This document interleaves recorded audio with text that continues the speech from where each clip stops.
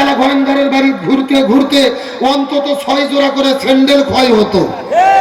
তারপরও দেখা যেত এক নেতার নাম পোস্টারে দিলে আর এক নেতার মন খারাপ, আর এক নেতার নাম পোস্টারে দিলে আর এক নেতার মন খারাপ। ওদের নিজেদের মধ্যে কুকুরের মতো কামড়া কামড়ির কারণে হাজারো কোরআনের মাহফিল বাংলাদেশে বন্ধ হয়েছে। কথা বলেন ঠিক কিনা? যে আল্লাহ তাআলা নতুন স্বাধীন একটি দেশ আমাদেরকে দান করলেন, আমরা খুশি না বেজার? চিৎকার করে বলেন তো দেখি আল্লাহু আকবার। এই সাতক্ষীরা যশোরের মুসলমান গভীর মনোযোগ। ওই স্বৈরাচার ভারত থেকে বাংলাদেশে এসেছিলেন মূলত বাংলাদেশ থেকে ইসলাম এবং মুসলমানদেরকে শেষ করে দেওয়ার জন্য। তার ধারাবাহিকতায় গত 10 বছর আমরা দেখেছি এই বাংলাদেশের হাজারো আলেমদেরকে জেলে বন্দী করে, তারা গ্রেফতার করে, তারা জেলের মধ্যে বন্দী করেছে। দাড়িটুকিয়াদেরকে গ্রেফতার করে জঙ্গিবাদের নাটক করেছে। বাংলাদেশের শিক্ষা ব্যবস্থার মধ্য থেকে কোরআন হাদিসের শিক্ষাকে কেটে দিয়ে তারা ঢুকিয়ে দিয়েছিল বন্দরের শিক্ষা। এমনকি যখন তাদের ক্ষমতার চেয়ে নড়বড় হয়ে গেল, ভারতের সেনায় চিন্তা করে দেখেছিল এই বাংলাদেশে সবচাইতে শক্তিশালী ইসলামী দল হলো বাংলাদেশ জামাত ইসলামী। এই জন্য তারা 1 তারিখে জামাত ইসলামীকে নিষিদ্ধ করলো, আর 5 তারিখে ছিঁড়ে জুতো ছিঁড়ে শাড়ি পরে মামু বাড়ি দিল্লি পালাতে বাধ্য হলো। ওই যে স্বৈরাচার পালিয়ে গেছে হেলিকপ্টারে চড়ে, আপনারা ভিডিও দেখছেন না? কথা কম দেখছেন না?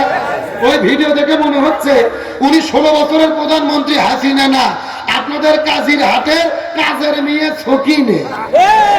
কথা কন, শাড়ির কুচিও ঠিক নাই, আসুনও ঠিক নাই। তার মানে বোঝা যায় উনি পালানোর আগে মনোযোগ দিয়ে শাড়িটাও করতে পারেনি। গণভবনের মধ্যে গোস্ত ঘন করেছে, ইলিশ মাছ রান্না করেছে, 14 প্রকারের তরকারি, গরম ভাত। আল্লাহর কি খেলা! আল্লাহ খাওয়ার পর্যন্ত টাইম দেয়নি। এই জোরে বলেন এগুলো কার খেলা? এই জন্য আল্লাহ তাআলা বলেন ওয়ামাকারু ওয়ামাকারাল্লাহ আল্লাহু খায়রুল মাকিরিন। তারাও ষড়যন্ত্র করে, আল্লাহ কৌশল অবলম্বন করে। কার কৌশল বিজয়ী হয়? আল্লাহ বলছেন ইয়াকিদুনা কায়দা ওয়া আকিদু কায়দা। তারাও কিছু কায়দা কৌশল করে, আল্লাহরও কিছু কায়দা কৌশল। ওই স্বৈরাচার হাসিনা পালিয়ে গেছে, বলেন তো ষড়যন্ত্র কি বন্ধ হয়েছে? আরে ভাই ওই হাসিনা ছিল সোনার ডিম পাড়া হাঁস। কিসের ডিম পাড়া হাঁস? বাংলাদেশে ডিম পাড়ে বেড়ে নরেন্দ্র মোদী দিল্লি দিয়ে আসতো, আর ওখানে দিল্লি থেকে ভাজে ভাজে খেত। এই জন্য হাসিনা বলে গিয়ে হাসিনার যতটা না ক্ষতি হয়েছে তার চাইতে বেশি ক্ষতি হয়েছে নরেন্দ্র মোদী। যখন হাসিনা পালিয়ে গেল, ওরা রাগ করে বললো বাংলাদেশের মানুষকে পেঁয়াজ দেব না, আলু দেব না, বাংলাদেশের মানুষকে না খাওয়াইয়া মারবো। চিৎকার করে বলেন যশোর সাতক্ষীরার মুসলমান, রিজিকের মালিক কে? আরো জোরে বলেন কে? তারা যখন বলেছে বাংলাদেশে পেঁয়াজ আর আলু দেব না, আমরা তখন বলেছি তোদের পেঁয়াজ আর আলু আমরা খাবো না। এ কথা কোন? 15 দিন ওদের পেঁয়াজ আর আলু আমরা টাকা দিয়ে কিনিনি। এখন ভারতের পেঁয়াজ হলো 1.5 টাকা কেজি, আলু হলো 2 টাকা কেজি। আলু আর পেঁয়াজ পচে যাচ্ছে, ভারতের কৃষকেরা রাস্তার মধ্যে ফেলে দিয়ে নরেন্দ্র মোদীর বিরুদ্ধে আন্দোলন করতেছে। আল্লাহু আকবার বলেন। আমাদের দেশে একটা কথা আছে ভাই, অন্যের জন্য গর্ত খুললে ওই গর্তে নিজেকেই, মানে ভারত আমাদের বিপদে ফেলাতে গিয়ে ওরা নিজেরাই বিপদের মধ্যে পড়েছে। সুতরাং আজকের প্রোগ্রাম থেকে পরিষ্কার করে বলি, এই বাংলার জমিনে 1807 জনগণ জীবন দিয়েছে। আমাদের প্রিয় ভাই আবু সাইদ রংপুরে পুলিশের বন্দুকের কাছে বুক পেতে দিয়ে চিৎকার করে বলেছিল, আমার মনে দারুণ ঝড়, বুক পেতেছি গুলি কর। একে একে 4টে গুলি করে শহীদ করেছে।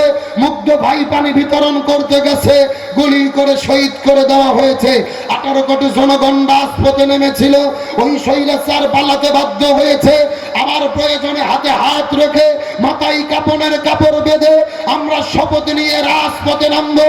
ওই ভারতের স্বাধীনতা সার্বভৌমত্ব যদি আমাদের বাংলাদেশের স্বাধীনতা সার্বভৌমত্ব নিয়ে ভারত ছিনিমিনি খেলতে চায়, আমরা প্রয়োজনে জীবন দেব। আমার দেশের 1 ইঞ্চি মাটি নিয়ে ভারতের দাদা বাবুদেরকে আমরা ছিনিমিনি খেলতে দেব না, দেব না, দেব না। কারা কারা দেশের জন্য জীবন দিতে রাজি আছেন? দুটি হাত আল্লাহকে তুলে দেখান।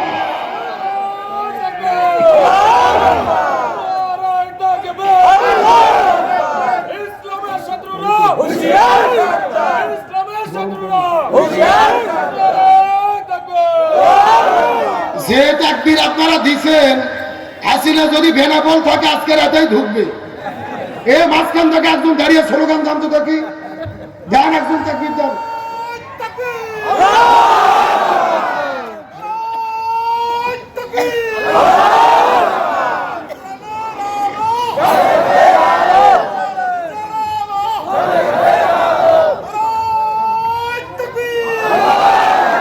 আলহামদুলিল্লাহ বলেন। এ সভাপতি ভাই, ওই ভাইকে এক কাপ চা দেন তো, ওকে এক কাপ চা দেন আর আমার গরম পানি দেন। আমরা দুইজন যতক্ষণ ঠিক আছি আলোচনা ততক্ষণ চলবে। কি বলেন আপনারা? পরিষ্কার করে বলি, বাংলাদেশ 24-এ নতুন করে স্বাধীন হয়েছে, ওই ভারতের কোন তাবেদারি এই বাংলার জমিনে আর চলতে দেওয়া হবে না। বরং যারাই ভারতের পক্ষে দালালি করবে আমরা তাদেরকেই বয়কট করতে বাধ্য হব। আসেন আমার ভূমিকার কথা শেষ, মাত্র 30 মিনিট আপনাদের মধ্যে কথা বলবো, সরাসরি আলোচনার মধ্যে প্রবেশ করি ভূমিকা ছাড়া। চিৎকার করে বলেন আমরা বাংলাদেশে শান্তি চাই কি চাই না? আজকের আলোচনার সাবজেক্ট হলো বর্তমানে বাংলাদেশে শান্তি প্রতিষ্ঠায় আমাদের করণীয় কি। জানার দরকার আছে না নাই? আরে জীবনে বাঘের কিচ্ছা হরিণের কিচ্ছা বহু শুনছেন, ওগুলো বাদ দেন। বর্তমানে বাংলাদেশের শান্তি প্রতিষ্ঠায় আমাদের কি করতে হবে, এটাই হলো সবচাইতে জরুরি আলোচনা। গভীর মনোযোগ ভালো করে লক্ষ্য করুন। এই বাংলাদেশ 1947 সালে ভারত, বাংলাদেশ, পাকিস্তান আমরা ব্রিটিশদের কাছ থেকে স্বাধীন হয়েছিলাম। উদ্দেশ্য কি? আমরা শান্তি পেতে চাই। কিন্তু দুর্ভাগ্যজনক ব্যাপার হলেও সত্য, আমরা শান্তি পেলাম না। 1971 সালে আবারও বাংলাদেশ স্বাধীন হলো, শান্তি পাওয়ার জন্য আমরা শান্তি পেলাম না। 2024-এ আবারও দেশকে স্বাধীন করলাম শান্তি পাওয়ার জন্য। আমরা কি শান্তি পাচ্ছি? তাহলে কি করলে শান্তি পাওয়া যাবে জানার দরকার আছে না নাই? এ দর্শক সাক্ষীরা মুসলমান গভীর মনোযোগ লক্ষ্য করে বোঝার চেষ্টা করবেন। আমার নবীজি জমিনের ভেতরে শান্তি কায়েম করার জন্য 17 বছর বয়সের ভেতরে এই জমিনের মধ্যে একটা দল গঠন করেছিল, যে দলের নাম হলো হিলফুল ফুজুল। জোরে বলেন নাম কি? এ দর্শক মুসলমান গভীর মনোযোগ লক্ষ্য করুন। আমাদের নবীজি 17 বছর বয়সের ভেতরে এই জমিনের ভেতরে শান্তি কায়েম করার জন্য 17 বছরের মধ্যে একটা দল গঠন করলেন। হিলফুল ফুজুল নামক দল গঠন করার পরে 17 বছর থেকে শুরু করে 40 বছর পর্যন্ত নবীজি 23 বছর ধরে চেষ্টা করলো এই জমিনে শান্তি কায়েম করার জন্য। কিন্তু দুর্ভাগ্যজনক ব্যাপার হলো নবীজি 23 বছর চেষ্টা করেছে, কিন্তু জমিনের ভেতরে শান্তি কায়েম করতে পারলো। মুসলমান গভীর মনোযোগ, আমাদের নবীজি 23 বছর ধরে চেষ্টা করেছে, কিন্তু জমিনের ভেতরে শান্তি কায়েম করতে পারলো না। কিন্তু নবীজির বয়স যখন 40 বছর হয়ে গেল, আল্লাহ নবীজির উপরে যখন কোরআন নাজিল করলো, নবীজি কোরআনের দাওয়াত দেওয়া শুরু করে দিল। এই জমিনের মধ্যে যখন কোরআনটা কায়েম হয়ে গেল, তখন জমিনের মধ্যে শান্তি কায়েম হয়ে গেল। 40 বছর থেকে শুরু করে 63 বছর পর্যন্ত নবীজি 23 বছর চেষ্টা করেছে, এই জমিনের মধ্যে শান্তি কায়েম হয়ে গেছে। নবীজির জীবনটা দুই ভাগে ভাগ করার চেষ্টা করেন। নবুয়ত পাওয়ার আগের হলো 23 বছর, আর পরের হলো 23 বছর। আগের 23 বছর নবী চেষ্টা করলেন, কিন্তু জমিনের মধ্যে শান্তি কায়েম করতে পারল না। কিন্তু পরের 23 বছরে নবীজি কেন শান্তি কায়েম করতে পারলো? এর পেছনে কারণ হলো আগের 23 বছরের ভেতরে নবীজির কাছে দল ছিল, কিন্তু নবীজির দলের ভেতরে আল্লাহর কোরআনের সংবিধান ছিল না। আমার কথা কি বোঝা যায়? এ ভালো করে বোঝেন। আপনার আমার মতো 2 টাকার ছুটকে ফাটকে হুজুর না, এলাকার তেলতেলা গোয়েন্দার নেতা নয়। স্বয়ং বিশ্ব নবী 23 বছর চেষ্টা করেছে, এই জমিনে শান্তি কায়েম করতে পারেনি। তার কারণ নবীজির সেই সময় দল ছিল, আল্লাহর কোরআনের সংবিধান ছিল না। তার মানে বর্তমানে বাংলাদেশে যেই দলগুলো শান্তি কায়েম করতে চাচ্ছে, ওই দলের দ্বারা শান্তি কায়েম সম্ভব নয়, যেই দল আল্লাহর কোরআনের সংবিধান দিয়ে পরিচালিত হয় না। কথা কি ক্লিয়ার না ভেজাল আছে? কেরে ভাই, যে দল নিজেরাই কোরআন দিয়ে চলে না, ওদের নিজেদের মধ্যে তো গ্রুপিং করে মারামারি করে উপকার। কথা করে বাঙালি। তাহলে ওরা শান্তি আনবে কেমনি? গভীর মনোযোগ ভালো করে বোঝেন। নামাজ, রোজা, হজ, যাকাত যেমন ফরজ, তেমনি রূপে মুসলমান হিসেবে দিন কায়েমের আন্দোলন করা প্রত্যেকটা মুসলমানের জন্য বাধ্যতামূলক ফরজ। আল্লাহর কোরআন বলেছেন, ওয়াতাসিমু বিহাবলিল্লাহি জামিআন ওয়া লা তাফাররাকু, তোমরা যদি মুসলমান হও এই জমিনে দিন কায়েমের জন্য আল্লাহ রশিকে ঐক্যবদ্ধভাবে আঁকড়ে ধরো। আল্লাহর কোরআন বলেছেন, ওয়ালতাকুম মিনকুম উম্মাতুন ইয়াদউনা ইলাল খায়র ইয়ামুরুনা বিল মারুফ ওয়া ইয়ানহাউনা আনিল মুনকার, মুসলমান যদি হও তোমাদের মধ্যে একটা দল থাকবে যারা ভালো কাজের আদেশ করবে, অন্যায় কাজে বাধা দেবে। আল্লাহর কোরআন বলেছেন, আল্লাযীনা ইম্মাক্কান্নাহুম ফিল আরদি আকামুস সালাহ ওয়া আতাউয যাকাত ওয়া আমারু বিল মারুফ ওয়া নাহাউ আনিল মুনকার। কোন মুসলমান দল যদি ক্ষমতায় যায় চারটি কর্মসূচি বাস্তবায়ন করবে। 1 নম্বর নামাজ বাধ্যতামূলক করবে, 2 নম্বর যাকাত ভিত্তিক অর্থনীতি কায়েম করবে, 3 নম্বর ভালো কাজ চালু করবে, 4 নম্বর মন্দ কাজ বন্ধ করবে। ক্ষমতায় যাওয়ার পরে এই 4 কর্মসূচি বাস্তবায়নের জন্য যারা ঘোষণা দেবে মুসলমান হিসেবে তাদের পক্ষেই আমাদের থাকতে হবে। বক্তব্যকে আব্দুল সালাম যুক্তিবাদী না আল্লাহ? সূরা হজ আয়াত নম্বর 41, জোরে বলেন 45? তাহলে চিৎকার করে বলেন, রাজনীতি যদি করাই লাগে কিসের রাজনীতি করব? আরো জোরে বলেন, কোরআনের। জোরে বলেন কিসের? দল যদি করাই লাগে কিসের দল করব? কিন্তু অনেক নেতাই বক্তব্য দেয় ধর্মের সাথে রাজনীতির কোনো সম্পর্ক নাই। আবার অনেক নেতা বলে কোরআনের সাথে রাজনীতির কোনো সম্পর্ক নাই। আমি পরিষ্কার করে বলি, যারা বলে কোরআনের সাথে রাজনীতির সম্পর্ক নাই, আমি মনে করি তাদের সাথে কোরআনের সম্পর্ক নাই। তাদের সাথে যদি কোরআনের সম্পর্ক থাকতো এমন বক্তব্য কোন মুসলমান দিতে পারতো? তার কারণ আল্লাহ বলছেন লিকুল্লি তিবিয়ানান, এটা এমন একটা কিতাব যেই কিতাবের ভেতরে রান্নাঘর থেকে শুরু করে সংসদ পর্যন্ত যা লাগবে আমি সব দিয়েছি। চিৎকার করে বলেন আল্লাহু আকবার। শান্তির জন্য কি লাগবে? আরো জোরে বলেন। এই জন্য আল্লাহ সুবহানাহু ওয়া তাআলা বলেন, ওয়ামান আরাদা আন যিকরি ফাইন্না লাহু মাঈশাতান দানকা ওয়া নাহশুরুহু ইয়াওমাল কিয়ামাতি আমা। আর জোরে বলেন আল্লাহু আকবার। সূরা তাহা 16 নম্বর করে 19 নম্বর পৃষ্ঠার 13 নম্বর লাইন 124 নম্বর আয়াত কারিমা। তাফসীর ইবনে কাসিরের মধ্যে থেকে বলতেছি, আল্লাহ বলে, এই পৃথিবীর মুসলমানেরা ব্যক্তি, পরিবার, সমাজ, রাষ্ট্র, রান্নাঘর থেকে শুরু করে সংসদ ভবন পর্যন্ত কোরআন বাধ্যে যদি তোমরা জীবন পরিচালনা করো আর যদি শান্তির জিকির করতে থাকো, তোমাদের জীবনে কোনো শান্তি থাকবে না, বরং মাঈশাতান দঙ্কা, তোমাদের জীবনটা অশান্তিতে ভরে যাবে। আর যারা পৃথিবীতে কোরআন মেনে চলবে না, আল্লাহ হাসরের ময়দানে তাদের 2 চোখকে কানা করে অন্ধ করে আল্লাহ হাসরের ময়দানে উত্তোলিত করবে। জোরে বলেন নাউজুবিল্লাহ। যারা কোরআন মেনে চলবে না তাদের জীবনে অশান্তি দিবে কে? আর তাদের 2 চোখকে কানা করে বন্ধ করে কে উঠাবে? তারা চিৎকার করে বলে শান্তির জন্য কি লাগবে? এই জন্য আল্লাহ কোরআন বলছেন, ফামান তাবিয়া হুদায়া ফালা খাউফুন আলাইহিম ওয়া লা হুম ইয়াহজানুন। লক্ষ্য করুন, এই যে আপনারা এখানে লিখে দিয়েছেন আব্দুল সালাম যুক্তিবাদী। আমি যুক্তিতে কিছু কথা আপনাদেরকে বুঝাই। মনে করুন বাংলাদেশের ঢাকা শহরে বিশাল বড় একটা পানির ট্যাঙ্কি আছে। যেরকম কিসের ট্যাঙ্কি? ওই ট্যাঙ্কির মধ্যে থেকে পাইপ দিয়ে দিয়ে বাংলাদেশের 64টা জেলায় পানি সাপ্লাই দেওয়া হয়।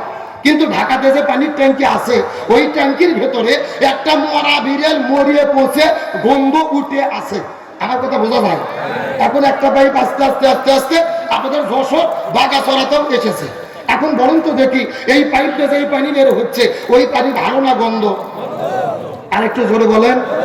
এখন গন্ধলা পানি বের হওয়ার পরে যশোর সাতক্ষীরাতে যত হুজুর আছে, ইমাম, মুয়াজ্জিন, ফকিহ, মুফতি, মুহাদ্দিস, সব আলেমদেরকে ডেকে বলা হয়েছে, এই আলেমের গোষ্ঠীরা এই যে গন্ধলা পানি বের হচ্ছে তোমরা ফু দিয়ে দিয়ে পরিষ্কার করো। হবে? কতক্ষণ হবে? আর আচ্ছা যশোর সাতক্ষীরা জেলার হুজুর তো দূরের কথা, কাবা শরীফের ইমামও যদি আসে ফু দেয়, পানি পরিষ্কার হবে? আচ্ছা বলেন তো, পানি পরিষ্কার করতে গেলে কি পরিষ্কার করা লাগবে? ওই ঢাকা শহরের ট্যাঙ্কি পরিষ্কার করা লাগবে। এটা কি বুঝতে পেরেছেন? এবার আসল ওয়াজ শোনেন, আসল ওয়াজ। এই বাংলাদেশের শান্তি প্রতিষ্ঠার একটা ট্যাঙ্কি আছে, যার নাম হলো সংসদ ভবন। আরো ধরে বলেন। আর সংসদের ভেতর থেকে বাবার আইন, দাদার আইন, চাচার আইন, খালুর আইন, ফুপর আইন, কালো মার্ক্সের আইন, লেনিনের আইন, পুতিনের আইন, সক্রেটিসের আইন, প্লেটোর আইন, ধর্মনিরপেক্ষতাবাদ, জাতীয়তাবাদ, সোশ্যালিজম, ক্যাপিটালিজম, স্বামীর আইন, স্ত্রীর আইন, বাবার আইন, বেটির আইন, চাচার আইন, চাচির আইন, ভারতের আইন, ব্রিটিশের আইন, মানব রচিত তন্ত্র মন্ত্রকে জুতো এবং ঝাঁটাপিটা করে বিদায় করে যতদিন পর্যন্ত কোরআন সংসদে ঢুকাইয়া কোরআন দিয়ে বাংলাদেশ পরিচালিত না হবে, ততদিন পর্যন্ত এই জমিনের ভেতরে শান্তি আসতে পারে না, পারে না, পারে না। সুতরাং বাংলাদেশে শান্তি কায়েমের জন্য কোরআন দিয়ে বাংলাদেশ চলুক, এটাকে আপনারা চান? কারা কারা চান? দুটি হাত আল্লাহকে তুলে দেখান।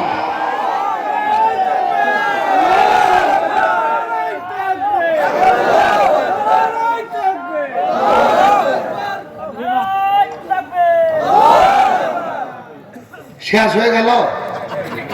কোন মতো টানে টুনে পাস হচ্ছে না, একেবারেই হচ্ছে না ভাই। তাহলে বলেন তো শান্তির জন্য কি লাগবে? আরো জোরে বলেন। তাহলে আগামীতে বাংলাদেশে কোরআন কায়েমের জন্য 90% মুসলমান আমাদের একতাবদ্ধ থাকার দরকার আছে না নাই? আর আমরা নিজেরা যদি দলাদলি করে মারামারি করে কুপো, আমরা যদি বিভেদ হয়ে যাই, হাসিনা বলতেছে সীমান্তের কাছে আছি, যে কোনো সময় শর্ট করে ঢুকে পড়তে পারি। কথা কন্যা আমরা বলছি যে ম্যাডাম আসেন, এটা তো আপনার বাবার দেশ, আপনি আসেন, আপনি শর্ট করে ঢুকবেন আর আমরা আপনাকে ফট করে আয়না ঘরে ঢুকে দেবো। যেরকম কি ঘর কেড়ে ও ঢুকবে, আমরা কি ফিটার খাবো, আঙুল চুষবো, কোথায় ঢুকে দেবো? বুবু আইবা তুমি আইবা গো, এইবার আইসা বুবু ক্ষমতা পাইবা না। যারা ঠিক বলবে না মনে করবে না গুরু ফেললো। যেরকম ঠিক বুবু আইবা তুমি আইবা গো, এইবার আইসা বুবু ক্ষমতা পাইবা না। খোঁজ নেই বুবু কাদের কাকার, অবস্থা খারাপ দরবেশে বাবার, হারুন আঙ্কেল এখন সামনে আসে না। নেতা কর্মী সব জেলের ভেতর, বুবু আছে ডোরের উপর, কখন জানি আসে গ্রেফতারি পরোয়ানা। বুবু আইবা তুমি আইবা গো, এইবার আইসা বুবু ক্ষমতা পাইবা না। বয়স তোমার 80 বছর, ডাকছে বুবু তোমায় কবর, দাফন হবে কোথায় সেইটা ভাবলা না। বুবু আইবা তুমি আইবা গো, এইবার আইসা বুবু কি আর পাইবা না। কথা বলেন ঠিক কিনা? আল্লাহর কোরআন বলেছে কুতিবা আলাইকুমুল কিসাস, জীবনের পরিবর্তে জীবন, হাতের পরিবর্তে হাত, পায়ের পরিবর্তে পা, চোখের পরিবর্তে চোখ। এই আয়াতের ডিজিটাল ব্যাখ্যা হলো আয়না ঘরের পরিবর্তে আয়না ঘর। তার কারণ বলেন, আয়না ঘরকে আমরা তৈরি করেছি না করাই করেছে?